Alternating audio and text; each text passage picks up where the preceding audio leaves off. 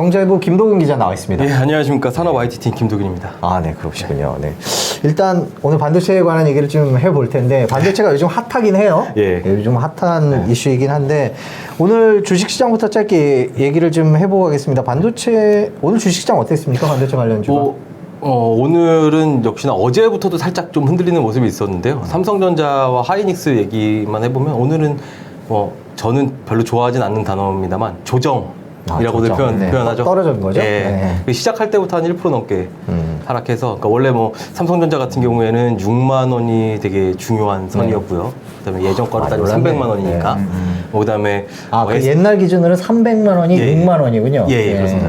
5개로 쪼갰습니다. 근데 그리고 SK 하이닉스 같은 경우에는 10만 원이 이제 최고선 이렇게 봤었는데 10만 원 이하로 떨어졌죠. 근데 명확하게 얘기하면 그러니까 조정이다라는 거 보통 얘기를 하면 상승을 이렇게 가정하고 얘기하는 단어라서 그렇죠. 저는 그냥 상승 하락. 증권 업계에서 쓰는 단어죠. 네. 어쨌든 하락했죠 오늘. 네, 그렇군요. 반도체 수출 자체는 이번 달 들어서 좀 늘었다고. 네, 그게 관세청 통계 때문에 그런데 이게 좀 잘 생각해봐야 되는 문제가, 그러니까 열흘 동안 따졌는데 한 5점 몇 퍼센트 수출이 늘었어요. 그리고 또 반도체가 그 와중에 또 11.8%인가가 또 늘었으니까 반도체 때문에 늘었다 이렇게 얘기를 할 수 있는데 그러면 반도체 가격이 올라서 오른 거냐 이런 얘기를 하잖아요. 근데 그렇죠. 보통 그 반도체 가격은 그러니까 요번에 보면 12월에 우리나라에서 가장 영향을 많이 주는 건 메모리 반도체인데 반도체 중에서도 거기서 D램과 낸드가 있단 말이에요. 근데 낸드는 12월부터 반등을 시작했고 2018년 9월부터 계속 떨어지는 이 D램이 안 잡히는데 10월부터 안 떨어지는 거예요. 10월, 11월, 12월 안 떨어지다가 1월 10일자 정도는 올랐어요. 근데 이게 착각하면 안 되는 건 현물 가격은 이렇게 그때그때 변화하지만 이런 수출해서 쓰는 거는 미리 다 계약을 하는데 그 단가를 쓰는 거기 때문에 그렇게 실시간 유동적으로 이렇게 되는 건 아니거든요. 그러니까 요 가격이 조금 올라서 수출이 늘었다 이렇게 보기는 어렵고요. 그러니까 실제로 그래도 좀 긍정적으로 해석해 본다면 수요가 좀 늘고 있나? 진짜? 좀 시장 전망처럼 정말 올해 좀 반등하나? 요런 거를 이제 뒷받침해주는 그런 얘기는 되는 거죠. 그러니까 저희가 주식 방송이 아니니까 간단히 정리를 하자면은 주식 방송은 진짜 주가 중심으로 가는데 그렇죠. 우리는 이제 수출 얘기를 좀 해야 되니까 삼성이 우리나라에서 차지하는 삼성과 SK 하이닉스가 우리나라 경제에서 차지하는 비중이 크기 때문에 우리가 반도체에 관심을 갖고 있고 그렇죠. 그런 통계가 나오는 거죠. 네, 그렇습니다. 그래서 지금까지 나온 걸 정리해 보면 1월에 작년에 안 좋았는데 많이 안 좋았는데 미중 무역 전쟁도 있고 세계 여러 가지 이유 때문에 안 좋았는데 지금 좀 괜찮아지나? 이 정도죠. 네, 딱 지금 분위기는 네네. 괜찮아졌다라고 얘기하기도 뭐하고 아니다라고 그렇습니다. 얘기하기도 그 정도 상황이군요. 한 가지 좀 물어봐도 되죠? 네네. 5G 하나만 더 물어볼게요. 5G. 5G 요즘에 좀 수요가 많기도 하고 한참 얘기가 많이 나오니까 그거와의 상관관계랄까? 결국 이제 이 업황 전망을 어떻게 할 것이냐의 문제잖아요. 그게 우리 경제와 또 직관이 되는 거죠. 한국 경제. 그렇죠. 왜냐면 그러니까 어떻게 보면 우리 경제의 좀 한계인데 사실 이 반도체 수출 대부분이 엄청나게 차지를 하고 있으니까 비중이 너무 크죠. 이게 안 되면 다른 것도 안 되는 그런 상황이죠. 근데 물론 이제 약간 좀 이제 그럼 썰을 풀어보자면 사실 지난해 초부터도 그러니까 18년부터 너무 떨어졌기 때문에 19년에 바닥을 찍을 거야. 그렇죠. 이 얘기를 계속했어요. 1분기가 바닥이다, 2분기가 바닥이다, 2분기 바닥 계속 그랬어요.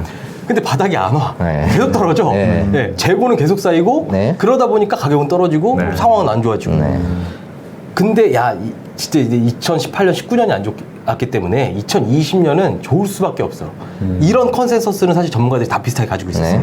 그러고 있었는데 실제 현물 가격이 안 떨어지고 아까 말씀드렸듯이 버텼는데 그랬다가 삼성전자에서 잠정 실적 4분기 잠정 실적을 이제 얼마 전에 내놨는데 영업이익이 서프라이즈가 나온 거예요. 시장 예상치보다 아마 시장 예상치가 정확히 기억치는 않는데 한 6조 대였어요. 근데 7.1조 이 정도가 나왔거든요. 그러니까 시장 기대치보다 올라갔게 나온 거죠. 그러니까 이거 진짜 수요 돌아서나 보다. 사람들이 이런 생각을 하기 시작한 거예요. 그래서 그때부터 아마 삼성전자가 마지막에 막 쭉쭉 이렇게 증시에 기대감이 반영되고도 그랬는데 이제 수요 얘기를 해봐야 되는 거잖아요. 자, 그 지난 2년 동안 되게 안 좋았기 때문에 그러니까 5G와 연결이 있다라고 얘기를 어떻게 제가 좀 드려야 될지 모르겠는데 그러니까 결국에는 이제 이 메모리 반도체가 쓰이는 게 그냥 핸드폰 우리가 쓰는 핸드폰 시장이 일단 하나 있을 거 아니에요. 근데 사실상 이거는 이제 거의 정체가 됐다. 다 찼다. 우리가 폰을 바꿔도 다 찼다라는 의식이 커요. 그러면 이제 비즈니스 쪽으로 이제 좀 생각을 해봐야 되는 거란 말이에요. 근데 이제 5G로 우리가 폰을 바꿔봤자 이거는 크게 뭐가 안 되고 5G 때문에 뭘 추가로 막 설치하고 5G가 이제 단파가 짧으니까 더 설치하고 뭐 이런 것들도 있지만 사실상 더 우리가 주목해야 되는 부분은 이 5G로 넘어가면서 데이터 사용량이 급격히 늘어난다. 네. 바로 이 부분이거든요. 그렇기 때문에 데이터 센터를 얼마나 짓는지가 문제인 거예요. 네. 그러니까 데이터 센터를 지으면 거기에는 엄청나게 반도체가 많이 들어오거든요. 네. 그러니까 자연스럽게 따라가는 건데 세계 경기가 안 좋으니까 짓겠다 하다가 계속 안 지었어요. 근데 최근에 외신에서 페이스북이 2020년도에는 데이터 센터를 증설하기로 했다. 네. 이런 소식이 전해지면서 페이스북이 엄청 큰 예. 그죠 클라이언트죠. 네. 예. 그래서 그렇게 됐고 그리고 이제 이 업체들 간의 경쟁이 되게 중요한데 사실 그 뭐 AWS라고 해서 아마존이 이 클라우드 시장을 엄청 크게 네. 잡고 있었는데 아마존의 이 거의 막 이 비중이 1인 비중이 줄어들기 시작했어요. 네. 그 얘기가 뭐냐? 2위 마이크로소프트가 맹렬히 쫓아가기 시작했거든요. 근데 이렇게 경쟁이 일어나면 서로 데이터 센터 건립을 할 수밖에 없는 거예요. 그러면 이렇게 경쟁이 일어나서 데이터 센터 증설하면 반도체 들어가겠네. 이렇게 연결이 되는 거죠. 그러니까 이 부분이 가장 좀 핵심 포인트가 될 것 같다라는 거예요. 중국이 뭐 300개 도시인가 뭐 30개 도시인가 도시에 5G 네네. 거점 도시를 만들겠다 그러고 중국 수요가 폭발할 거다 뭐 이런 얘기도 있고 미국도 이제 5G 해야 된다 뭐 이런 얘기도 나오는데 그렇게 되면 다 삼성 거 써야 되는 거예요? 아니면 마이크론을 써도 되고 뭐 종류가 예를 들어서 메모리, 비메모리 다 들어가는 거예요? 5G에는? 기본적으로 근데 저희가 뭐 저희 수출을 얘기할 때 쓰는 건 저희가 수출을 얘기할 때 쓰는 거는 그러니까 메모리 반도체잖아요. 네. 그러니까 결국 시스템 반도체, 그러니까 이걸로 가면 예를 들어 인공지능 요번에 뭐 많이 나오는 인공지능 얘기로 나오고 막 이렇게 가면 거기서부터는 시스템 반도체예요. 네. 근데 시스템 반도체는 우리나라가 솔직히 많이 약하죠. 네. 그렇기 때문에 거기서 새로 돈을 벌겠다고 삼성전자가 지난해 그랬는데 그런 와중에 이제 일본이 거기를 딱 정밀 타격하고 뭐 이런 식으로 이제 저희가 살짝 꼬여갔잖아요. 근데 이제 거기로 가야 되는 게 있지만 당장의 수출은 메모리 반도체이기 때문에 사실 조금 괴리가 있어요. 그렇군요. 뭐 CPU, GPU, 비메모리 뭐 이런 반도체 종류들의 얘기가 계속 거론이 되고 네네. 있어요. 좀 간단히 설명해 줄 수 있어요? 삼성 너무 어려워요? 너무 길어요? 거기까지는 좀 너무 과한 지식이 될 것 같고 네. 다만 이제 외국도 있잖아요. 아까 말씀하셨듯이 마이크론. 마이크론 주가가 먼저 막 엄청 올라요. 마이크론 주가가 오르면 삼성전자랑 SK 하이닉스도 올라요. 그러니까 마이크론이 만드는 건 삼성이랑 SK랑 만드는 건 똑같은 거죠. 네. 그렇죠? 그러니까 삼성, SK, 마이크론이 같은 걸 만드는 거고 뭐 인텔이나 캘컴이나 이런 건 다 다른 거고. 근데 조금 다르죠. 그런 반도체 주가들이 다 오르고 있다 그러던데. 네, 그렇습니다. 네.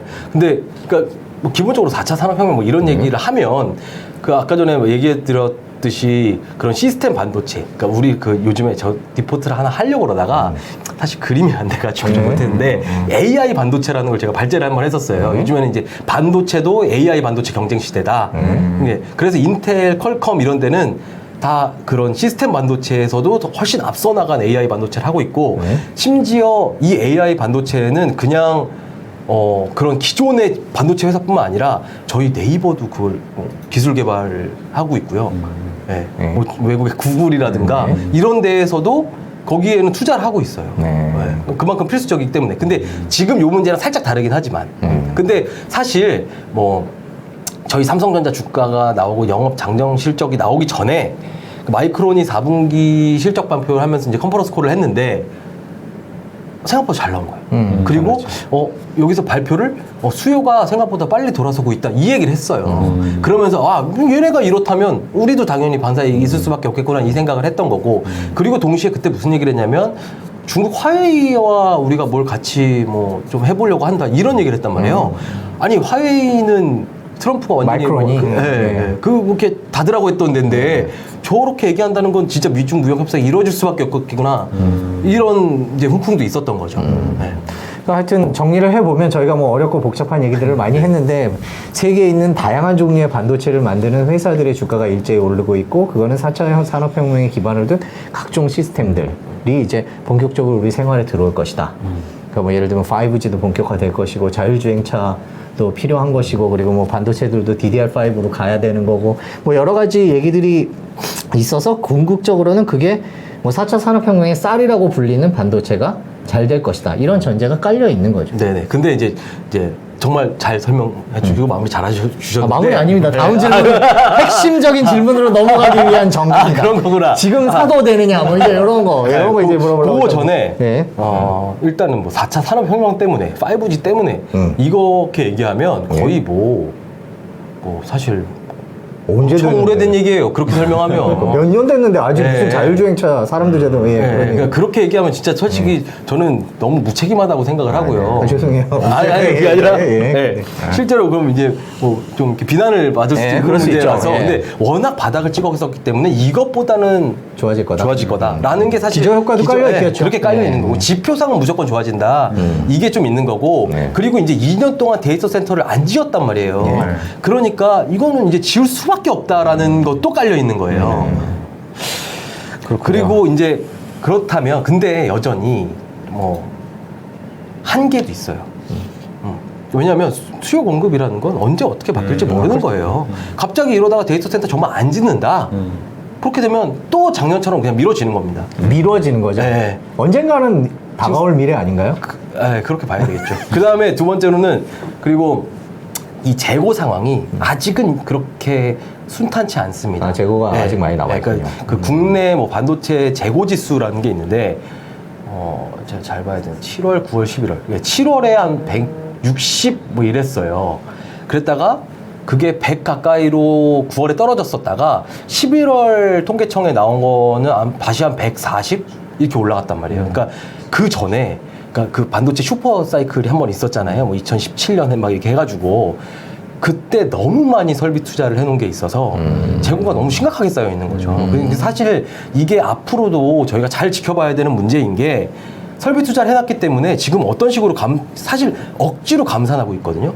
그러니까 100이라는 공장을 지어놓고 전 세계 이제 반도체 업체들이 그걸 다 공장을 모아서 100이라고 딱 지었는데 이걸 100을 안 돌리고 있는 거예요. 일부러 막 절반만 돌리고 이런 재고가 상황이 많으니까. 네. 근데 예를 들어 다시 가격이 튀고 막 많이 들어간다고 하면 이 사람들이 이 공장 멈춰놨던 걸 안 돌릴 이유가 없는 거죠.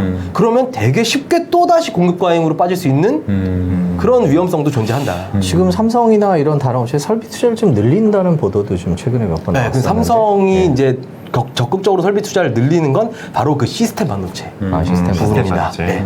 뭐 워낙 지금 이 분야에 대해서는 솔직히 말하면 저희 뭐 방송 보시는 분들 중에도 전문가들이 워낙 많으세요. 네, 이 지금. 분야에 대해서는 전문가들이 워낙 많으셔서 저희는 이제 그러니까 기초적인 것부터 차근차근 하나씩 짚어 나가고 있다는 점을 중간에 한번 말씀을 드리겠습니다. 왜냐하면 뭐 투자도 많이 하시고 요즘에는 그렇죠. 미국 주식도 많이 갖고 계시고 연구도 많이 하시고 뭐 CNBC나 블룸버그에서 그 분석 기사들도 많이 나오고 있기 때문에 저희가 설명드린 것에 대해서 왜 저런 것까지만 얘기를 하지 싶으실 건데 지상 플러스의 한계도 있고 네, 그렇기 때문에 그렇다는 점을 잠깐 말씀을 드립니다. 그러니까 지금은 어떻게 보면 좀 애매해. 보유자의 위치라고 보는 사람이 많아요. 네. 그럼 실제로 그래서 지금 많은 애널리스트 분들도 단기간 급격히 오른 부분이 있으니 한번 조정을 기다렸다가 장기적으로 보면 얘가 어쨌든 업황이 돌아설 테니 실적을 확인하며 가자. 지금은 기대감으로 올랐으니까 뭐 이렇게 얘기를 합니다. 네, 가장 중요한 얘기를 마지막에 해주셨군요. 네. 경제부 김도균 기자 불러서 저희가 반도체에 대해서 얘기를 해봤습니다. 김도 기자 고맙습니다. 네, 감사합니다. 예.